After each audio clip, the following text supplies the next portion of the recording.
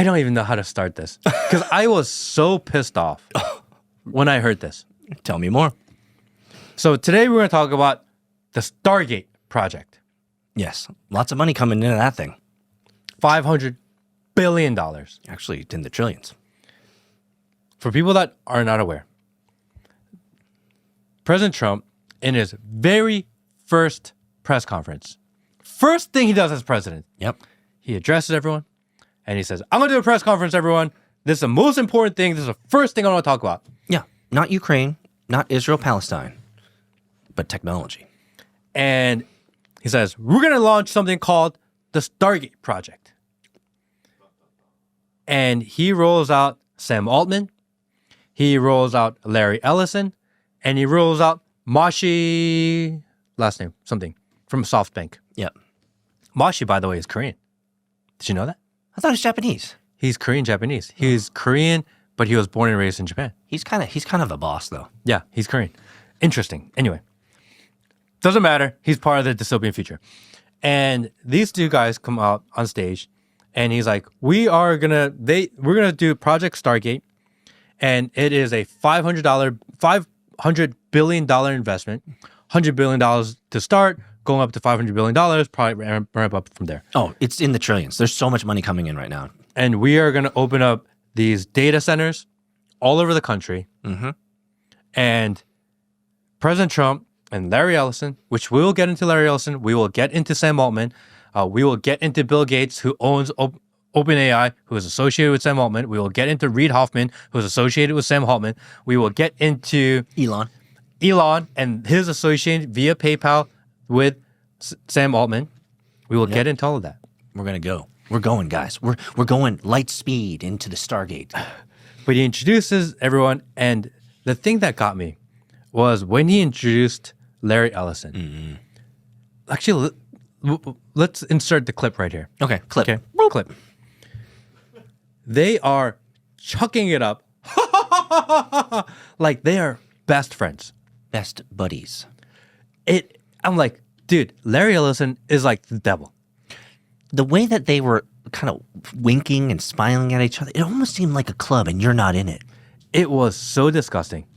And he's like, yeah, these guys are great entrepreneurs and these guys are going to change the future and we're going to beat China. And Larry Ellison comes out and he's like, yeah, we need to build these data centers because we need to train the AI because through AI, we're going to do AI machine learning and we're going to make AI-driven mRNA vaccines for everyone to cure cancer. Yes. So let's just sit for a second. We have these mRNA experimental drugs. They're not even vaccines. And apparently they're killing lots of people, Matt. DNA modifiers? Yes. Apparently they're killing lots of people. But yet we have a solution. Allegedly. Sorry, censors. Allegedly. No evidence. But now, except a lot of people dead, but no evidence. We have a solution to that problem. More mRNA tech. It's almost like they create the problem and then they create the solution. Amazing, Matt. So there have been countless studies linking the original version of the mRNA. I don't even want to say that COVID word because I don't even know if we're allowed to say that anymore. Yeah. They say you're allowed to, but I feel like not. What should we call it? We should call it the juice. Or we could just call it the China virus. we should call it the Fauci virus. The Fauci virus. The Fauci juice. The Fauci juice. The Fauci juice. I like the Fauci juice. So just a small segue. Did Fauci get a pardon? What does that mean when you get a pardon? Because from what I heard, Matt, you can actually not accept the pardon. Is that true? I believe the J6 community members did not accept the pardon because they said they didn't do anything wrong because they were just doing the job, which was really interesting to do. So if we were to look at the legal stance, if you were to not accept the pardon and you were to say, I was just doing my job, then you are espousing and asserting that you did nothing wrong. So on the counter side of that, if you accept the pardon, one could assert that you did something wrong, Matthew. The Fauci juice is questionable. At best. Allegedly. Allegedly questionable at best. All right. Really, we mean his shit was bad. Dude, it was terrible for you. And what we know is that there are countless studies out there that link the Fauci juice to the increase in cancer throughout the population. Mm-hmm. So the original Fauci juice increases and elevates the cases of cancer throughout the world. And then they create a second version of the Fauci juice funded by Sam Altman, who's a transhumanist, who's an evil person, funded by Larry Ellison, who's an evil person, who is this huge crazy Zionist. He's Satanist. And Bill Gates, who's behind there, funding the entire thing also. But he's a good guy. And all of a sudden, they're going to say that the second Fauci juice is going to save and solve the problems that the first Fauci juice created. Thank you, masters. Thank you. Thank you. How many times have we had this idea? They create the problem to solve it later, and always a solution is in, we're doing it for your safety. We're doing it to protect you, for your benefit. How many times have we heard that by now? We've heard it a lot, and Matt, I'm beginning to believe it. I think the government actually loves me. They love you. They care about me. We're here me. from the government, and we're here to help. Oh, those famous words. I heard those famous words before, that we're from the government and we're here to help. Apparently, it's true. And people will say, trust the plan. Don't worry. Keep your Trump. What Trump is doing is 4D chess, everybody. Keep your enemies close. Yeah. He's doing this so he can expose them later. That's right. That's right. He's a master at 4D. Is that why he's giving them billions of dollars? Yes, so that he can rug pull them later somehow.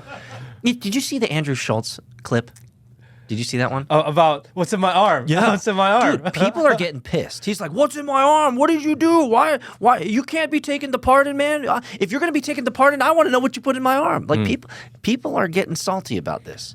And I think we need to have Dr. Peter McCullough back on here, actually. Please. I feel like, Things now I think about this, with this news coming on, I think I'm going to ping Dr. Things have McCullough. changed. Things have changed. Yeah, it'd be worth to get his opinion on what's going on. Yeah, I would really actually want to know what he's thinking about this. I like that interview that you did with him. Yeah, I'm gonna hit him up. For everybody out there, if you haven't seen the first Peter McCullough interview with Matt Kim, make sure you go to YouTube, go check it out. It's worthwhile. Things have shifted. The timeline has shifted and changed, but his message is relatively the same. And that episode got taken down, I think, in 40 minutes. But it's still on Rumble, though, isn't it?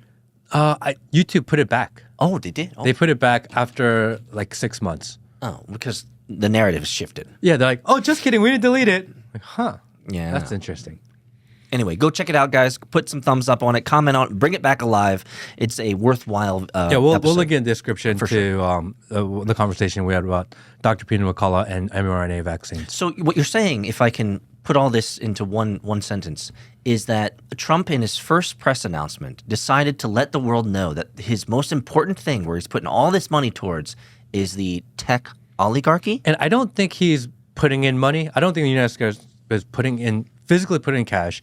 The tech companies are responsible to raise the cash. They're getting lots of investment, yes. The government, what they're doing is they're going to help deregulate it so that they can move faster, give them tax incentives, give them preferential treatment in certain areas so that they're able to build quicker, etc.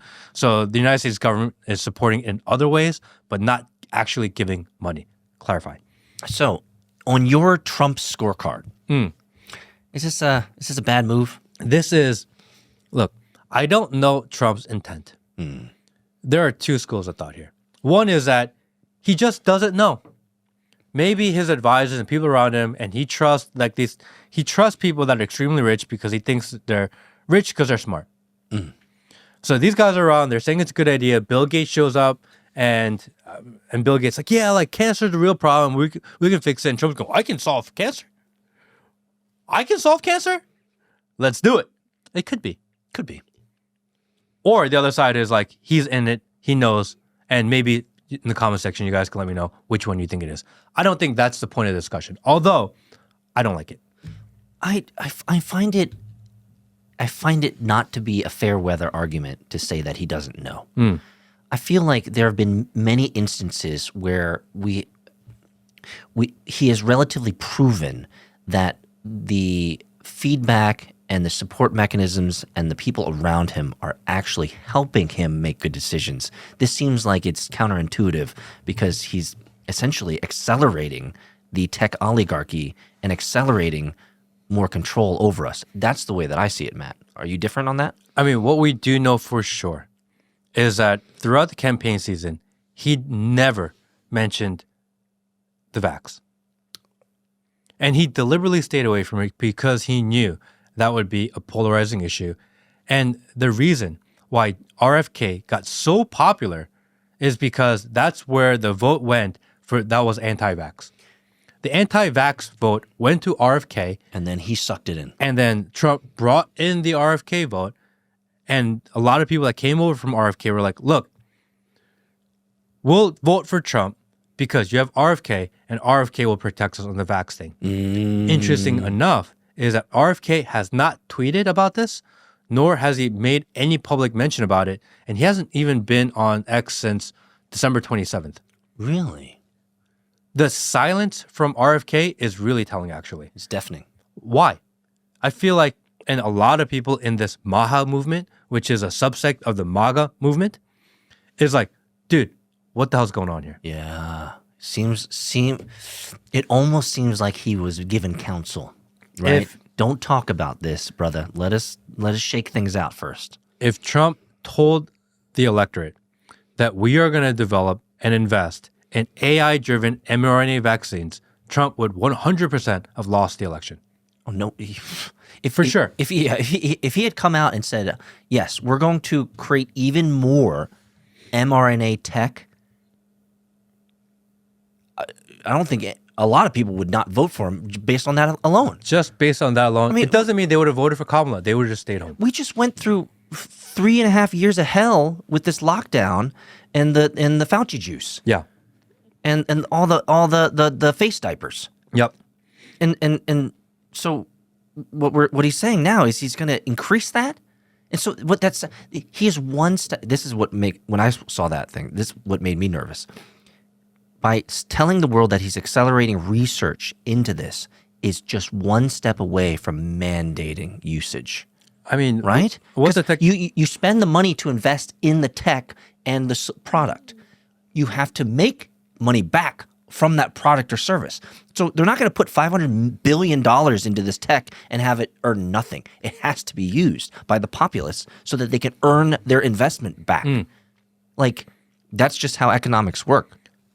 And this is a scary proposition. We were one step away from, hey, we put $500 billion in it. We better get our money back.